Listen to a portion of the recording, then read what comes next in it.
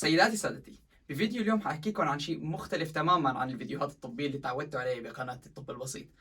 حنحكي اليوم عن موضوع أدبي وممكن يكون ممتع لقسم كتير كمان من العالم اللي بتحب القراءة والمطالعة والشعر وإلى آخره، الذي هو مسيرتي، خلينا نقول، أو رحلتي بتأليف أول رواية إلي.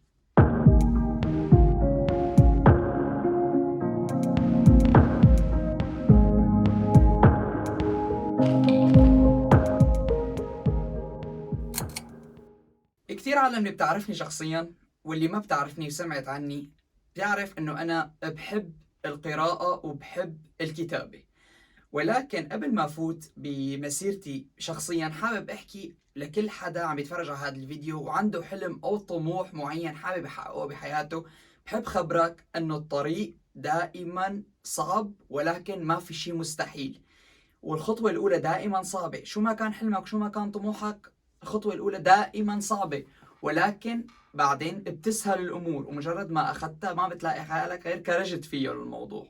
لهيك حابب اليوم شارككم هالمسيرة اللي أول شيء بلشت معي هالهواية تقريبا خلينا نقول من 7-8 سنين. بلشت أكتب جمل قصيرة كتير، بيت شعري، جملة بالإنجليزي، كتابة من هون، قصة صغيرة كتبتها من هون. وفجأة القصص صارت يعني خلينا نقول قصة ورا قصة، تراكبت فوق بعضها البعض لحتى شكلوا لي بالأخير صفحات. وهدول الصفحات حاولت بالأخير ألفهم وأجمعهم برواية. طبعا كان الموضوع مو سهل، ولكن قسم كبير من رفقاتي وأهلي ضلوا يشجعوني على الهواية اللي عندي. كل واحد فينا يا أصدقائي عنده هواية معينة، عنده طموح مثل ما قلنا معين حابب يحققه. هوايتك قد تكون تختلف عن هواية الثاني، لذلك لازم أنت تكتشف شو هي هوايتك، تكتشف شو ميولك وشو الشغف اللي عندك تجاه أي شيء معين، وتحاول دائما تدرب هذا الشغف وما تستسلم وما ترد على العالم والآراء اللي بتنقدك وبتقلك شو بدك بالرسم، اي وشو بدك بالموسيقى، اي وشو بدك بالكتابة، هالقصص ما بتجيب مصاري وما بتعمل مربح والى آخره.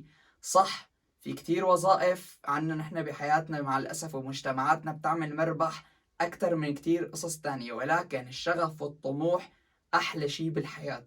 بالنهاية حياتنا قصيرة، نحن هدول 80-90 سنة اللي كل واحد بعيش إن شاء الله إذا الله أعطانا عمر وصلنا لهم ما بتلاقون غير مرق وبلمح البرق. مشان هيك ركز فيها على الأشياء اللي أنت بتحبها.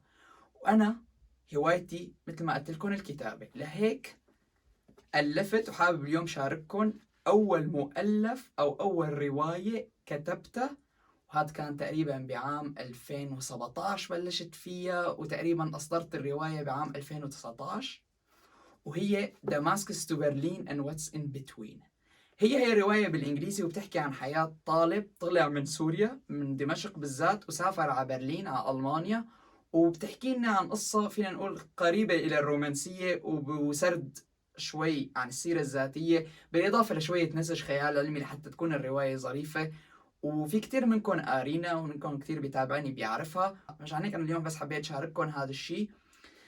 وبعدها ألفت روايتين إنجليزيات باللغة الإنجليزية تانيات، بس ما أفصحت عنهم وما حطيتهم عندي على خلينا نقول على مواقع التواصل الاجتماعي وما نشرتهم عندي على صفحاتي، لأنه حسيت أنه الكتابة بالأخير صارت هذا الشيء حلو بيني وبينه. يعني أنا ما عاد في داعي.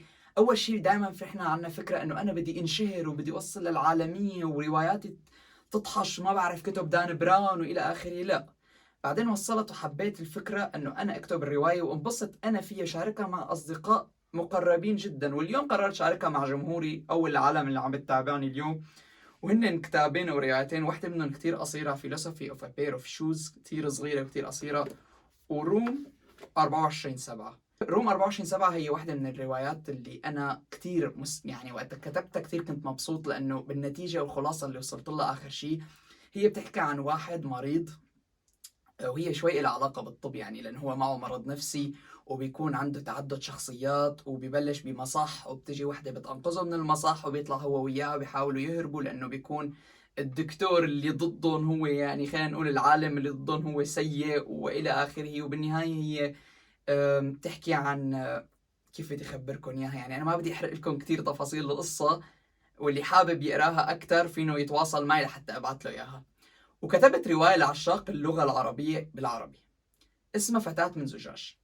هي اللي طلعت قدامكم على الشاشة. هي الرواية بتحكي عن مغترب رجع بعد فترة طويلة من اغترابه لسوريا مرة تانية بزيارة سياحية، ووقتها هنيك بيوقع بغرام بنت، بالرغم من انه هو طول عمره كان بيعرف بنات بس ما في ولا بنت سحرته مثل هالبنت. واحداث القصة يعني بتمشي بهي الاساس انه هي البنت بتكون صعبة الطباع ومتمردة، خلينا نقول، على العادات والتقاليد وبتحبه وبيحبها، وما حاحرق لكم اياها كثير اكثر من هيك. هي الرواية كمان اي حدا حابب يحصل عليها موجود الرابط تحت، حطه كمان بالدسكربشن، فيك تعمل لها تحميل للروايه او فيك تبعت لي وتتواصل معي على الخاص لحتى ابعت لك اياها.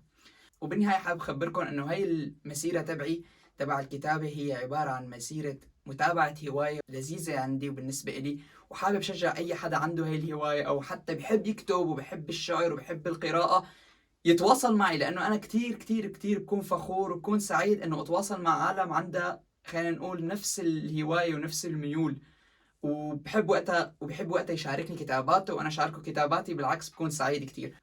تواصل معي على الانستغرام تبعي، حطه كمان تحت بالدسكربشن، وفيك كمان تحط لي رايك بالتعليقات عن هدول الكتب اذا قريتهم، او حتى فتاة من الزجاج اذا قريتها تحط لي رايك بالتعليقات. انا كثير عن جد بكون سعيد، وان شاء الله بتمنى لكم مساء النور.